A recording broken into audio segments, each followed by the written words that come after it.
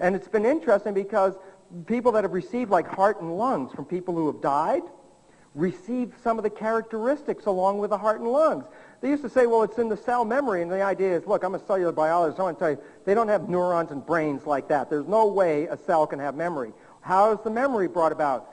Because the identity of the person was coming through the antennas, that we are not even in our bodies, that we have antennas on the surface that distinguish each one of us. They're called self-receptors. Self-receptors, receivers of self. What does this mean? I try to take my cells and put it in your body, and your immune system says, hey, these are not my cells, get rid of it. So they're reading identity. And I said, well, where's the identity come from? It comes from these antennas.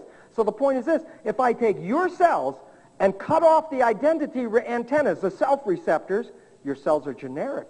They have no identity. I can take your cells and put it into another human. They won't be rejected. I could put it into a mouse. It won't be rejected. I could even take your cells and put them into a chicken, and they'll work without being rejected because they don't have the identity. So where's the identity? It comes in through the antennas.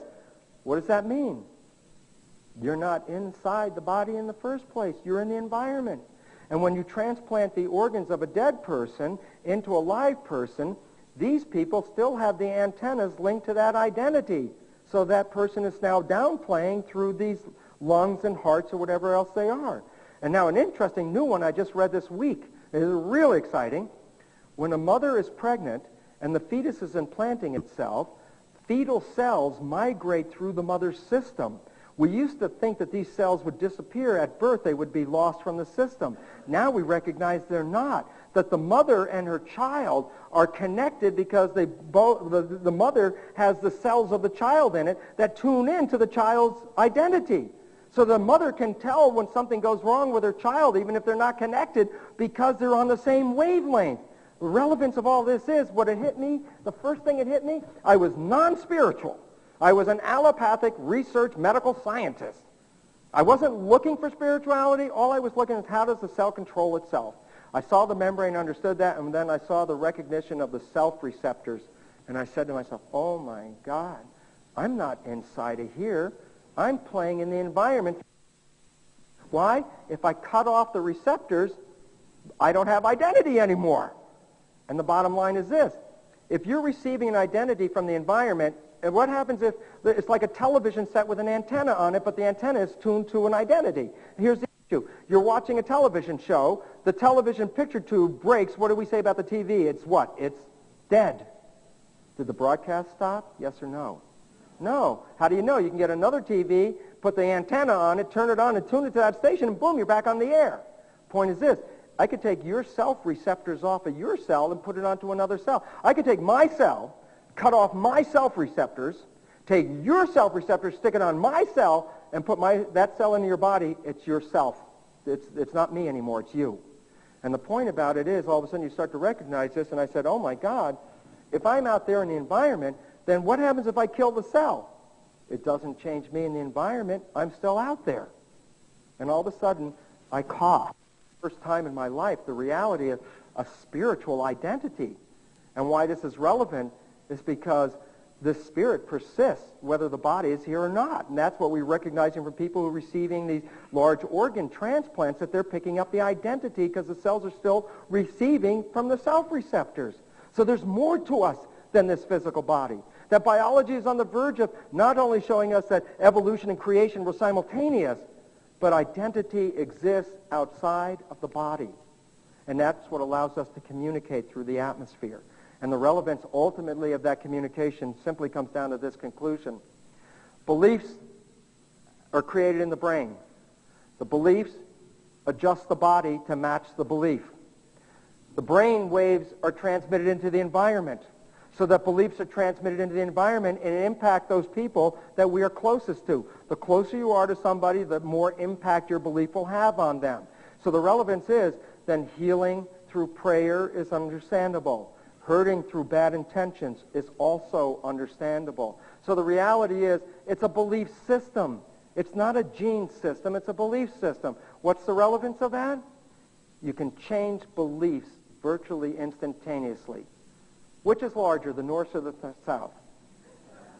South. You see? How long does it take to change a belief? Not a long time. Relevance?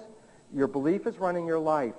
If you change your beliefs, you can alter your life. If it's not running the way you want it, change your beliefs, and you'll start to see you will bring things into your life. And with that understanding, I'd like to close with this understanding for you. You are more powerful than anyone has ever given you credit for. We have lost our power by assigning it to the genes. But I want you to understand, as you've seen tonight, the genes cannot activate themselves. They're responding to the environment, which includes not just the other signals, but the identity of who you are. You carry this into your body when you come here. And the idea about it is this is your life. And the bottom line is this. You can change your life as fast as you can change your beliefs. And your beliefs can be changed almost instantly. And the reality is you are not a victim, unless you're just a victim of your belief. And you can change belief. And therefore, when you get up from this room and you walk away, recognize as you're walking, you know those thoughts that keep going through your head and all that? Analyze them. Think about them. Why? Because those are shaping your future. Why? Those are the thoughts that are leaving your head and are like tuning forks. They resonate with things out in your environment. Tuning fork. Your brain is a tuning fork. What does that mean? Well, what happens to the tuning fork when it causes the goblet to start moving, right? So your brain creating events in your life. And all of a sudden you have to recognize, well, what are those beliefs as you're walking down the street? As psychologists and psychiatrists inform us, approximately 70% of our beliefs are negative and redundant. If we have negative and redundant beliefs, then we're having a tuning fork that is not bringing us good news. It's only going to cause anything to shake that's negative out there in the field. Things that would not, everything is sort of like sitting still, but when the tuning fork starts to vibrate, it will cause whatever resonates with it to vibrate as well. So I have let's say 50 people out here, and there are 49 good people and one bad guy. And I start putting out a vibration of fear of the bad guy, fear of the bad guy. So what am I? I'm a tuning fork. Which of the people out there are going to vibrate with me? The bad guy. And all of a sudden the bad guy will be attracted to me. We bring into our lives things because we're not watching that. This is the secret of life. Watch your thoughts because you can create new ones. I know this. I've done it. And it works. And the Caring Center here in town is a great resource to get into recognizing the beliefs and the energy in your environment, how you can alter them, because it's a darn sight more healthy and safe than going through a lot of conventional medical practices to try to do the same. So I leave you with this. You are powerful beyond anything you've ever imagined. But then you have to recognize responsibility. And I used to end by saying, if you understand everything I just said, then you understand this. You are personally responsible for everything in your life. Well, I used to end that way, and people got so mad at me all the time that I thought, this is not a good ending at all. And in fact, what happened was some woman got so upset she brought her husband in because she could not fathom the idea that she was involved in the unfoldment of her life. So we talked about it, and I said, okay, how about this as a conclusion? So this is the new conclusion. You ready? You are personally responsible for everything in your life once you become aware that you are personally responsible for everything in your life. Thank you very much. Thank you.